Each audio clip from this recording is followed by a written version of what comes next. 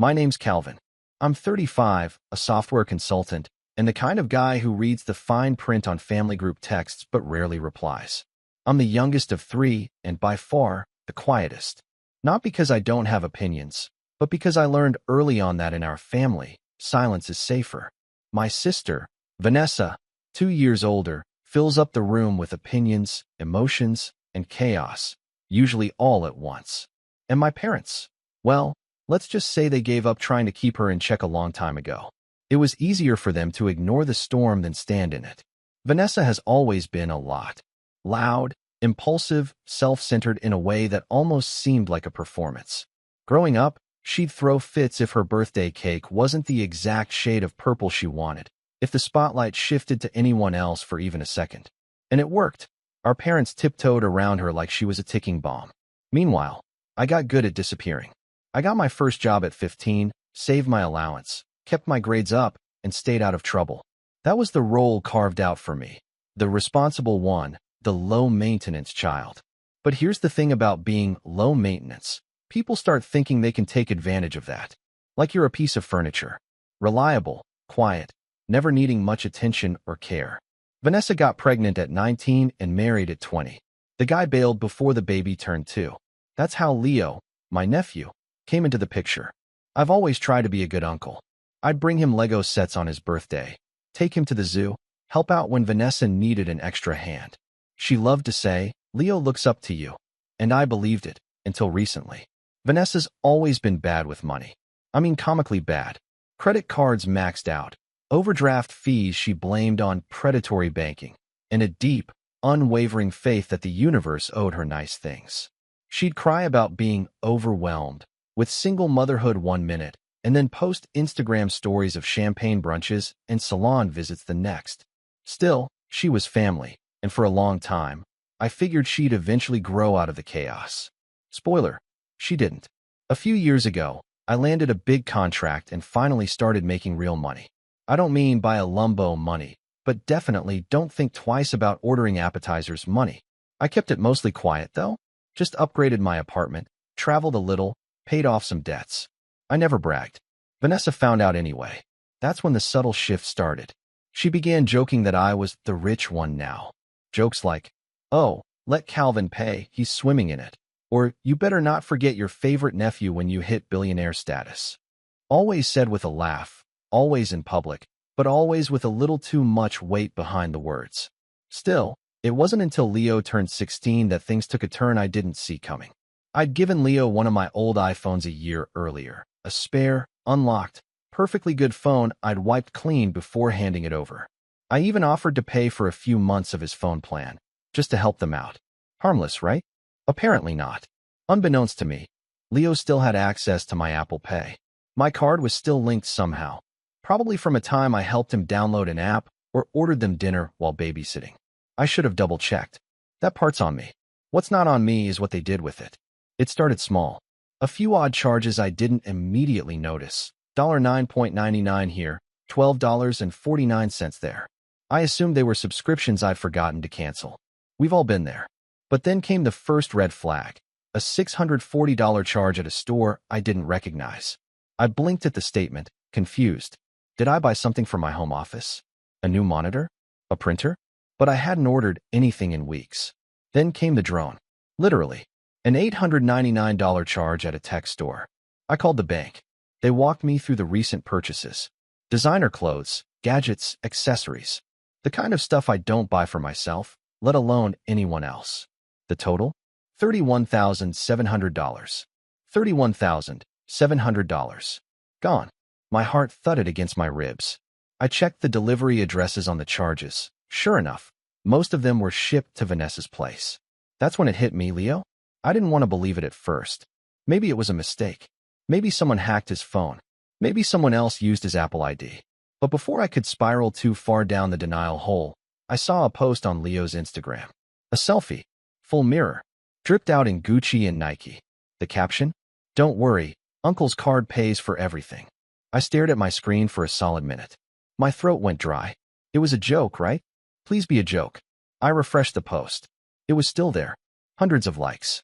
Comments filled with laughing emojis and "W bro" from his friends. I felt like someone had poured ice water down my spine. I took screenshots. My hands were actually shaking. I called Vanessa. She didn't answer. I texted, "Hey, I need to talk to you. Urgent." Nothing. An hour later, she finally called back. Her voice was casual, chipper even. "What's up, Cal?" "Vanessa," I said, trying to keep my voice steady. "I need to ask you something. Did Leo use my card to buy all this stuff? Over 30 grand is missing from my account." There was a pause, just long enough to confirm everything. Then she sighed. "Oh, come on. It's not that deep, Cal. He's just a kid. Not that deep." I sat there in stunned silence. "You think $30,000 is not that deep?" I said slowly. "I mean, he didn't know any better. And honestly, you make good money. I figured you wouldn't even notice. He just got excited, you know? He's 16. He wants to impress his friends. Don't be such a hard A asterisk asterisk about it." I'm not being. I stopped myself. "Vanessa, he stole from me." "It's family, Calvin," she said, her voice sharper now. "Don't act like you haven't helped before. Not like this. You always play the victim," she snapped. "Honestly, maybe if you visited more or got involved in his life, he wouldn't have felt the need to show off." That one actually made me laugh, bitter and low. I gave him a phone. "I gave you both so much help. I'm not your ATM. You're overreacting." I took a breath and said the only thing I could think of: kids learn from consequences. Then I hung up. I sat there in my kitchen, the walls closing in around me. The betrayal wasn't just the money. It was the assumption, the casual entitlement, the way she didn't even flinch.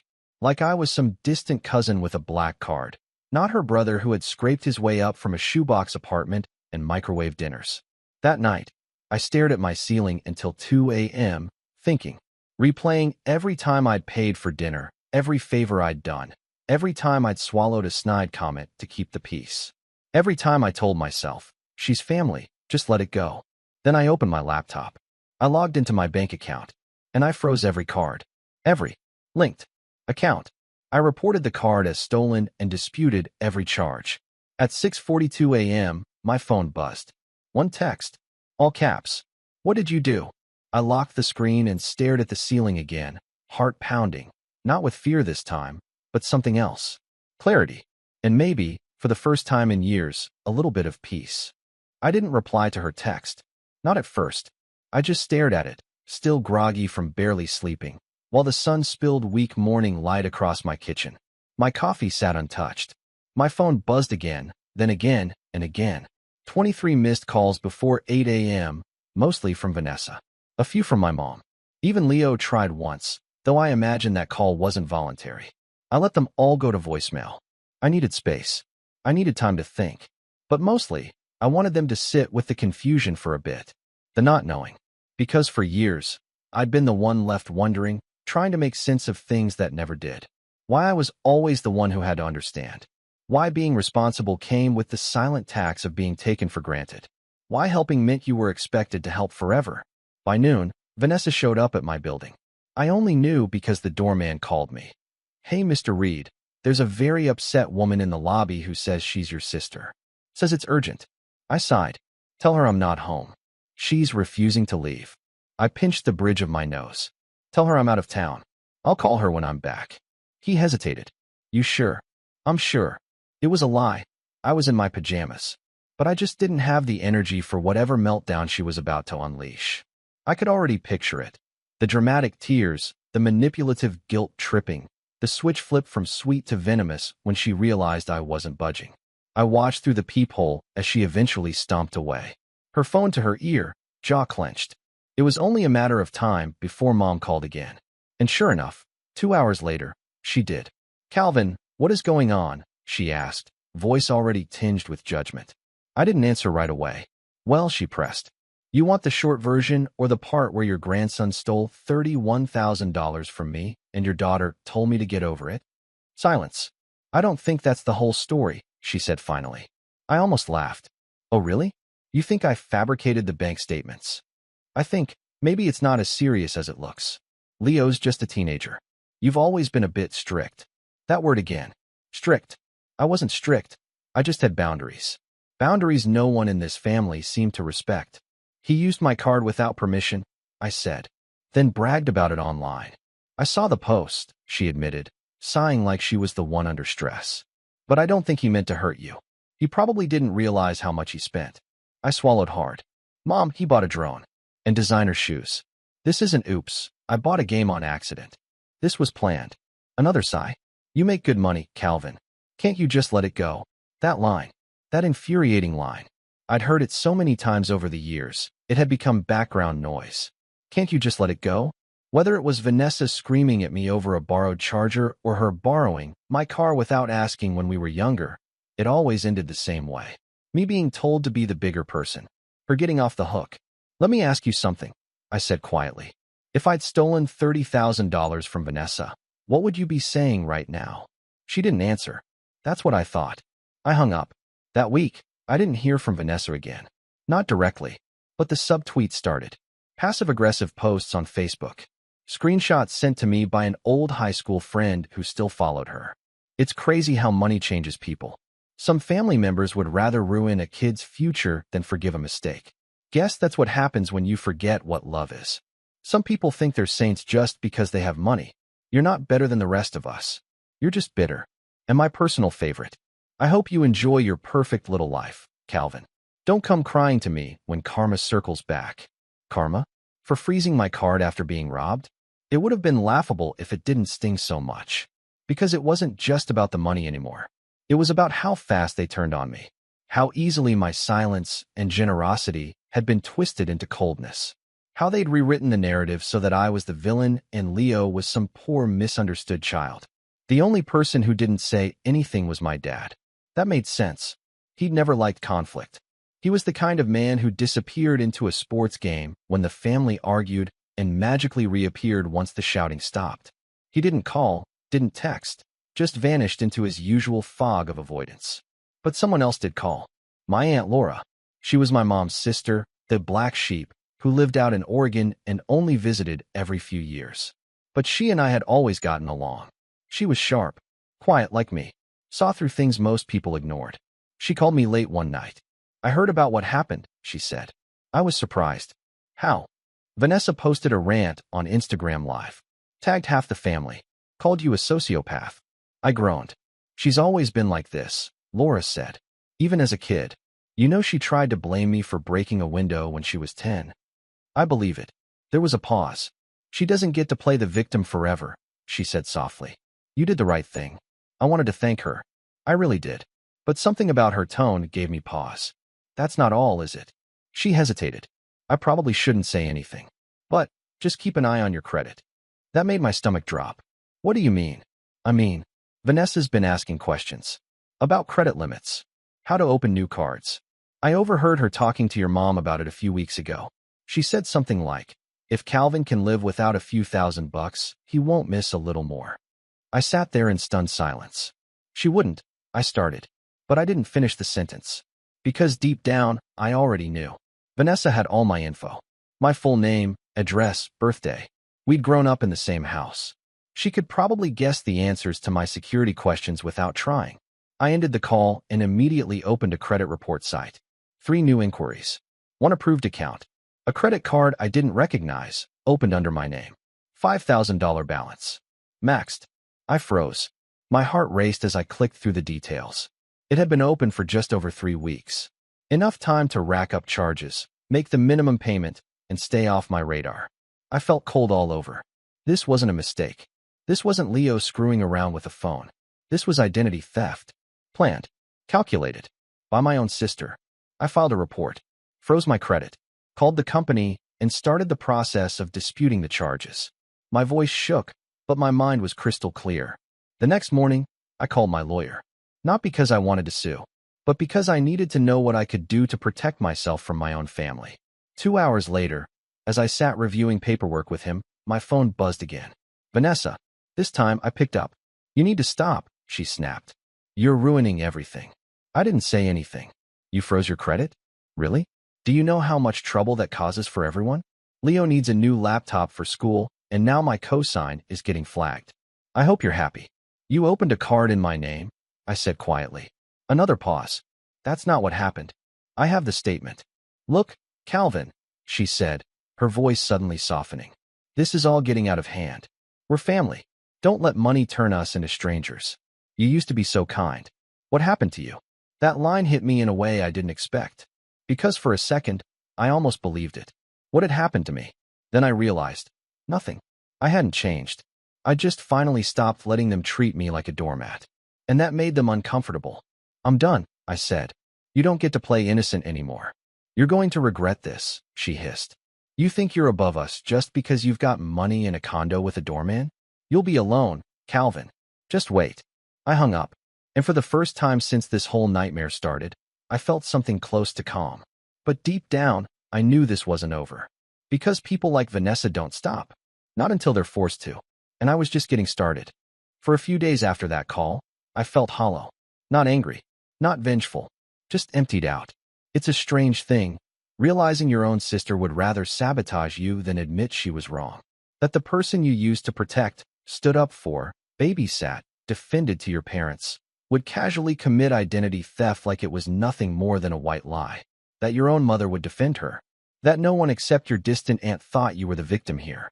I stayed off social media. Ignored every text that came through. Even the few tentative ones from extended family members. Just checking in. Or, maybe you two should talk. I didn't want to talk. I didn't want to explain why I wasn't over it. I wasn't looking for reconciliation. I was trying to survive the emotional collapse of everything I thought I understood about my own family. I went to work like nothing was wrong. Consulted on meetings. Fixed bugs. Hit deadlines. But inside, I was running on fumes. It was hard to focus when your credit's compromised, your bank account's battered, and your name's being dragged through digital mud by your own flesh and blood. One night, about 2 weeks after everything blew up, I found myself standing in the middle of my living room at 2 a.m., staring out at the city lights. I hadn't eaten dinner. I hadn't spoken to anyone in 3 days. The air was still. My phone was face down on the counter. And for the first time in a long time, I felt genuinely alone. Not the good kind of alone. Not solitude. The bad kind. The no one would even notice if I disappeared for a while kind. That night, I opened a notebook I hadn't touched in years. Back when I was still dreaming of starting my own app, I'd used it to sketch ideas, map out business models, jot random inspiration. Now it was dusty, tucked away on a shelf behind tax folders and manuals for appliances I didn't own anymore. I flipped it open. Page 1. What problem are you solving? I stared at that sentence for a long time. Because in that moment, the biggest problem in my life wasn't technical. It wasn't financial. It was personal. I had no boundaries. I had no spine when it came to family. And I'd let that fester for years because I thought love meant tolerance. Because I thought family was worth protecting, no matter how much they chipped away at you. But love without respect is just manipulation with nice packaging. That was the first thing I wrote under the question. The next morning, I called my bank again, just to confirm every dispute was still in progress. Then I made appointments with 3 different financial advisors. Not because I wanted revenge, but because I wanted clarity. I needed to know where I stood, how to protect myself, how to rebuild what I'd lost, how to make sure this never happened again. One advisor, a woman named Lila, stood out from the rest. She was sharp, didn't mince words. After I laid out the situation, she leaned forward and said, "Here's what you do. You treat your finances the same way you treat your passwords. Compartmentalize. Diversify. And never, never leave your back door open for someone just because you share DNA." That stuck with me. I started moving money. I set up a trust. I created an LLC for my freelance contracts. I encrypted everything. I finally stopped using that ancient Yahoo email I'd had since college, the one Vanessa definitely had access to. I rebuilt my life digitally and financially like I was hardening a network against cyber attacks. Because in a way, that's exactly what this was. Only the attack came from someone I'd once held as a baby. It wasn't glamorous. It wasn't exciting. It was days of calls, paperwork, scans, passwords, and cold realizations. It was waking up to fraud alerts and learning to read terms and conditions like my life depended on it. But with each step, I felt a little more in control. And somewhere in that silence, I found something unexpected. Pride. Not ego. Not arrogance. But the kind of pride that comes from knowing you're finally doing right by yourself. That you're not patching over holes to keep the peace.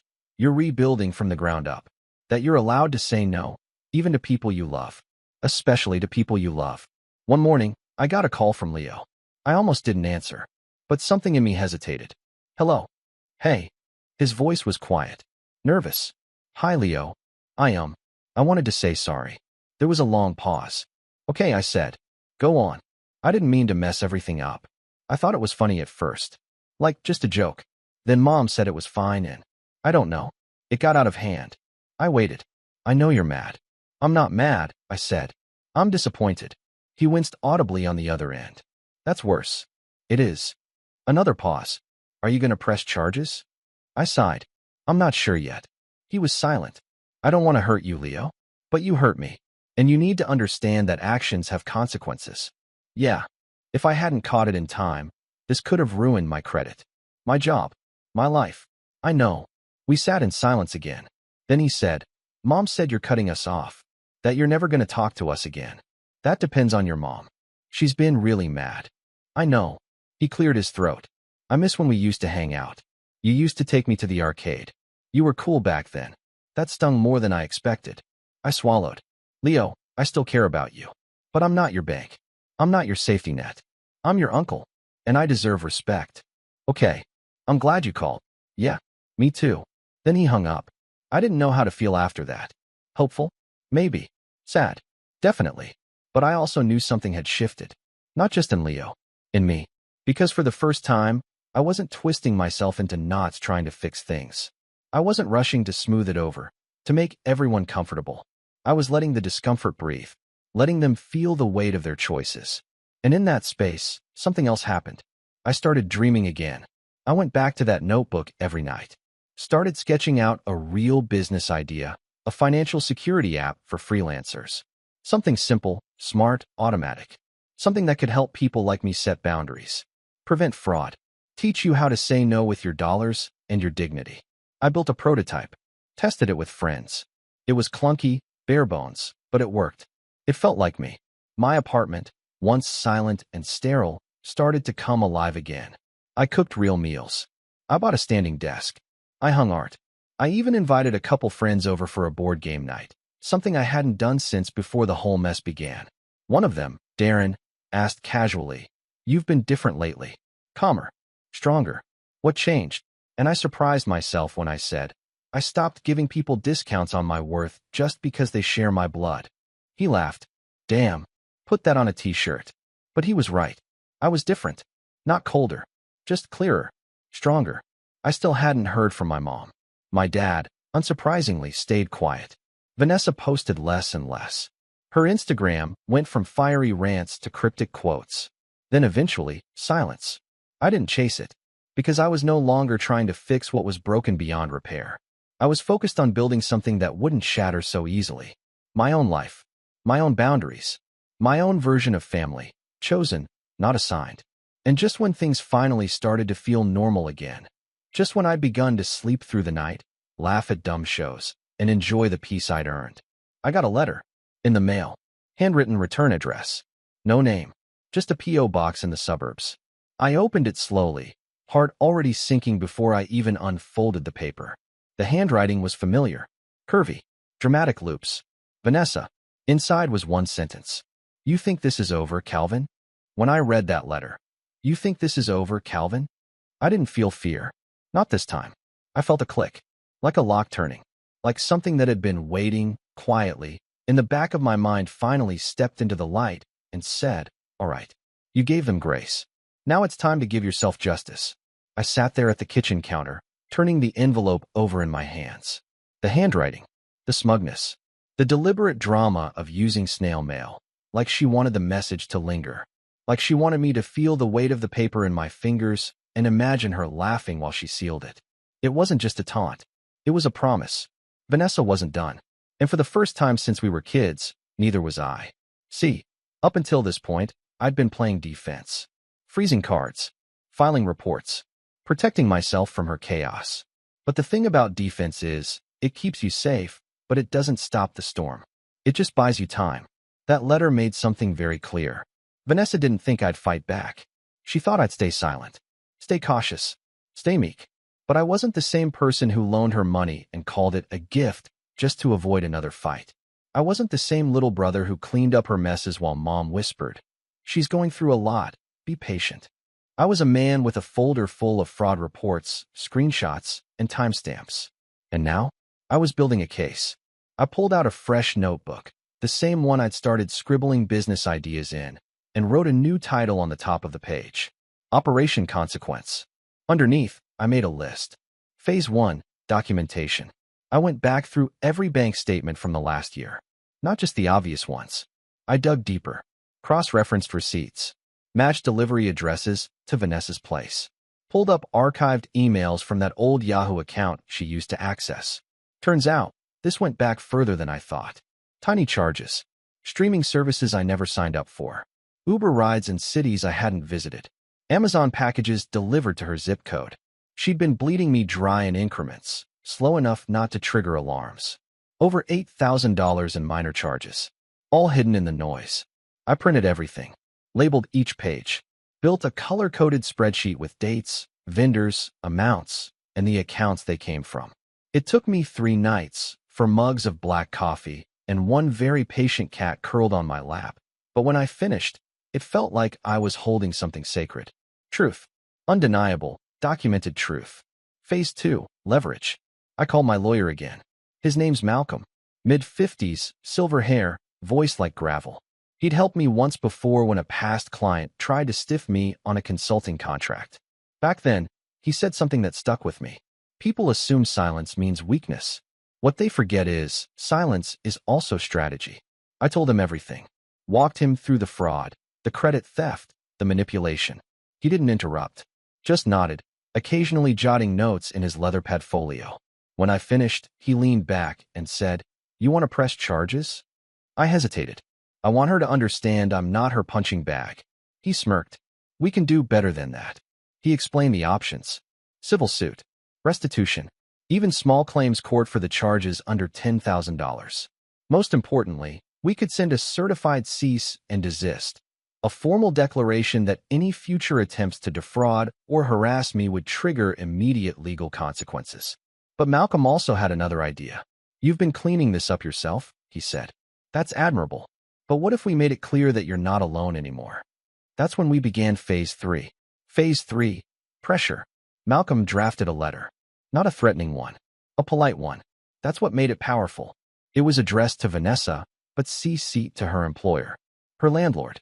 Her school district. She worked part-time as a counselor at Leo's high school. The letter stated, in formal legalese, that I had documented evidence of financial misconduct, unauthorized account usage, and potential identity theft.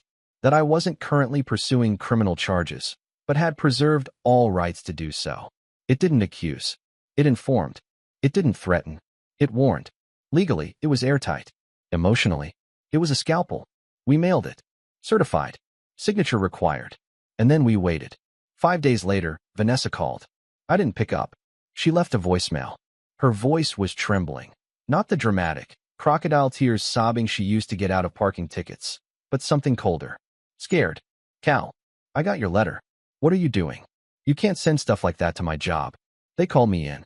They asked if I'd stolen from a family member. My boss looked at me like I was a criminal. "You are," I thought. She kept going. "This could ruin everything. I could lose my job. Leo could. He could be expelled if they think I'm unstable." And there it was. The guilt trip. The fear mixed with blame. Like clockwork. I saved the voicemail. Phase 4, the network. The thing about going through something like this is, it teaches you who your real friends are. I'd kept mostly to myself throughout the chaos. But after Malcolm's letter went out, I started reaching out to people. Quietly. Not to gossip. To gather intel. Darren, my board game buddy, turned out to be more connected than I realized. He'd gone to high school with Vanessa and still had mutuals in that old friend circle. I asked if he'd heard anything. He called me the next day. "She's spiraling," he said. Define spiraling. "She told someone you were trying to destroy her life with lies. But then someone else said she admitted to opening a credit card in your name. Said it was your fault for not noticing. Wow.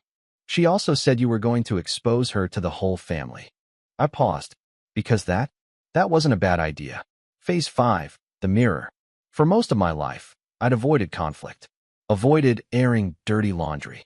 But Vanessa had been dragging my name through the mud since the day I froze that card, and I'd said nothing. Now, I decided to speak. I drafted a message. Simple. Honest. No theatrics.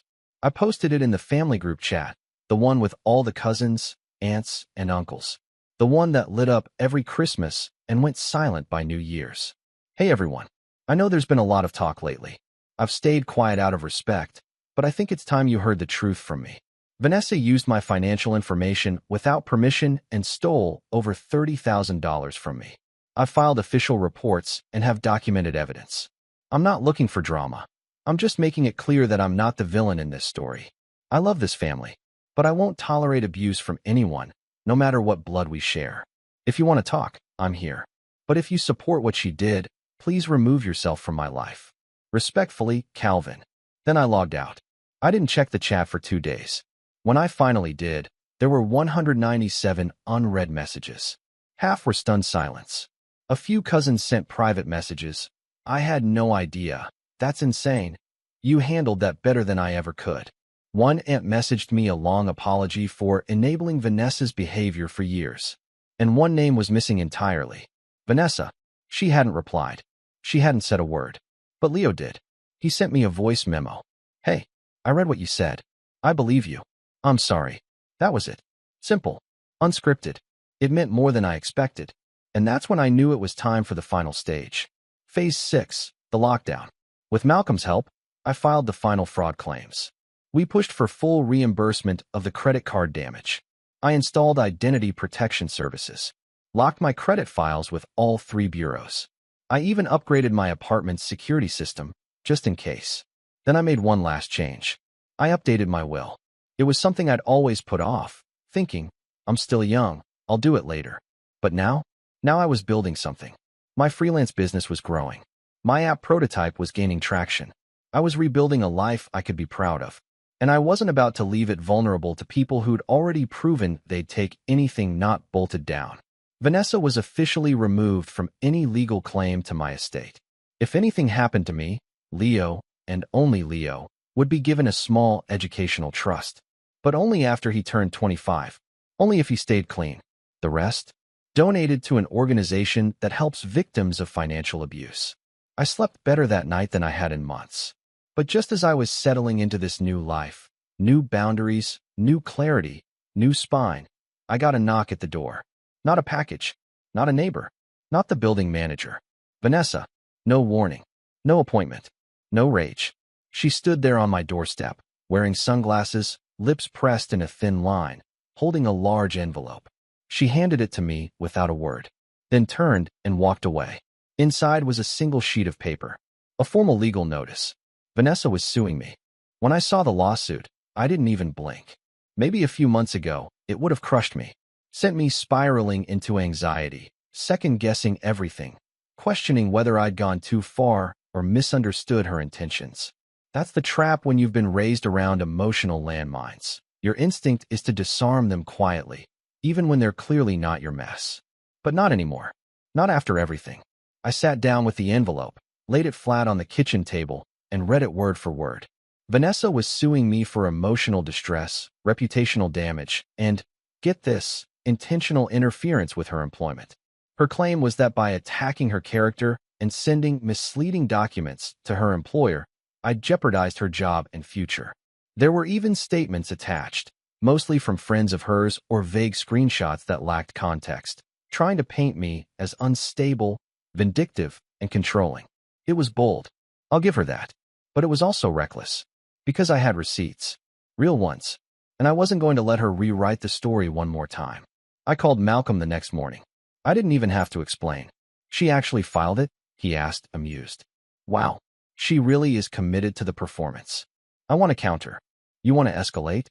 I want to finish it. He paused for a second, then said, Okay, let's play chess. The legal war begins. We filed a formal response, complete with a motion to dismiss.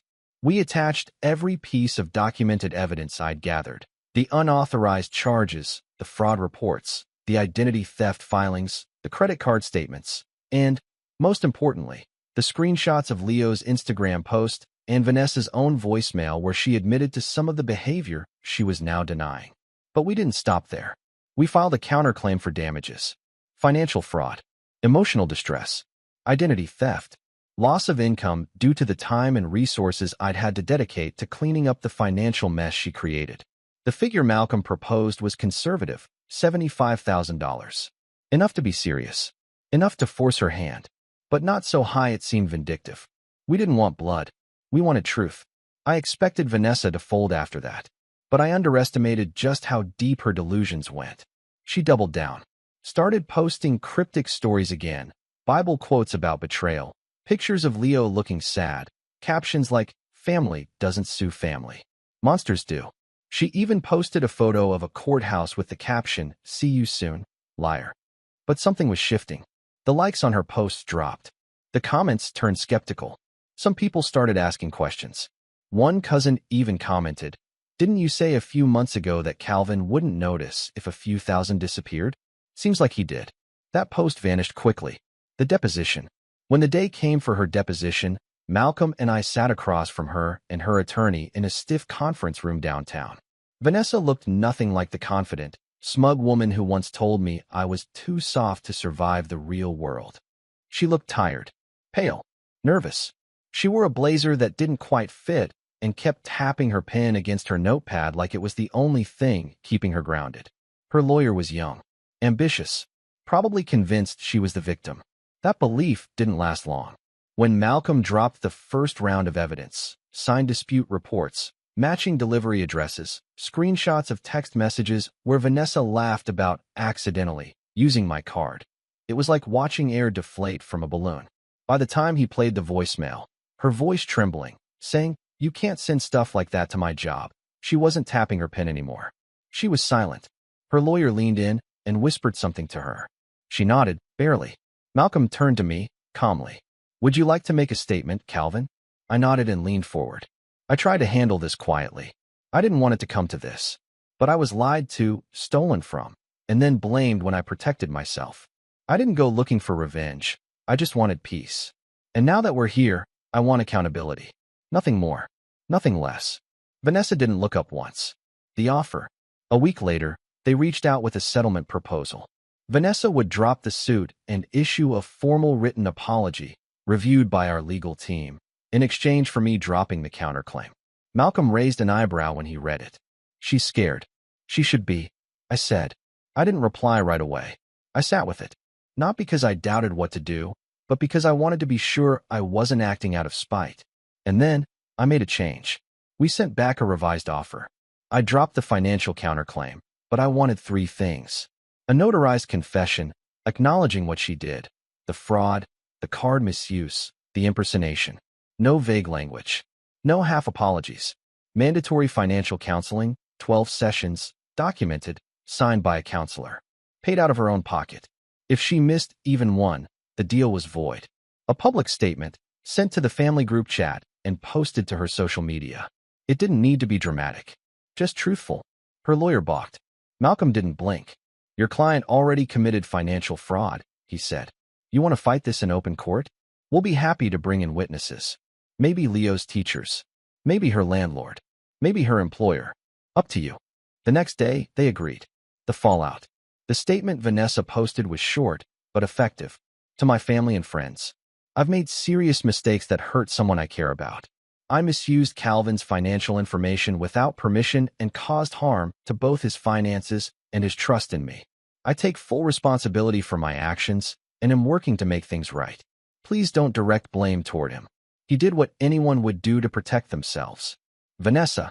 It was the closest she'd ever come to accountability in her entire life. The group chat blew up. Some people were shocked. Others quietly deleted their old comments defending her. A few relatives messaged me privately to apologize, saying they hadn't known the full story. But the most surprising message came from my mom. I read Vanessa's post. "I owe you an apology. I didn't believe you because I didn't want to believe she could do something like that. But I see now how much you were hurt. I'm sorry for not protecting you too." That one. That took me a while to read through. I didn't reply immediately, but I appreciated it. "And Leo?" He sent me a message 3 weeks later. "I just finished my second counseling session with Mom. She's really different. I don't know if it'll stick, but she's trying. And I think you standing up for yourself made her realize she couldn't just keep wrecking people and expecting to be forgiven. I miss you. Maybe we can hang out sometime." I smiled at that. Maybe we could, but not right away. The new chapter. 6 months later, my app went live. It wasn't flashy. It didn't get picked up by TechCrunch or go viral on TikTok. But it worked. Freelancers started signing up. People who'd been burned before by clients, partners, or family.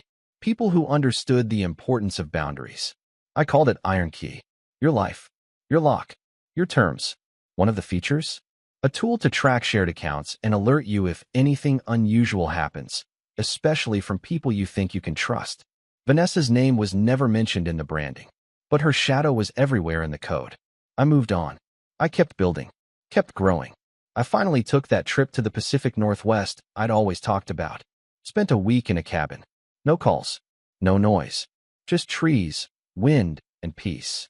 The kind you don't get from keeping people happy. The kind you earn by protecting your own peace.